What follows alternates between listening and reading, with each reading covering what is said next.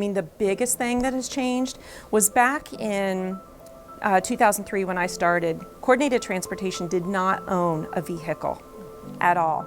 They relied solely on independent contract drivers, and those drivers drove their own vehicles, provided their own fuel, their own insurance and whatnot. Coordinated Transportation acted as a liaison between the funders that were covering transportation and the riders, created schedules, and then give those schedules to the drivers at the end of each day for the next day, and then they ran those schedules.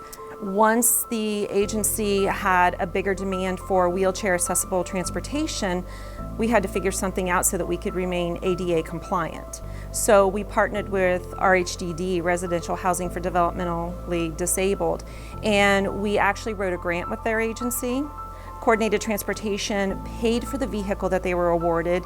RHDD took title to the vehicle, and again, they provided a driver for that vehicle, the insurance, and the maintenance and fuel for that vehicle. So again, it was a win-win situation for Coordinated Transportation. They didn't have all that overhead. They were going to be ADA compliant by having access to scheduling a wheelchair lift accessible vehicle. And that was the beginning of building a fleet for the agency.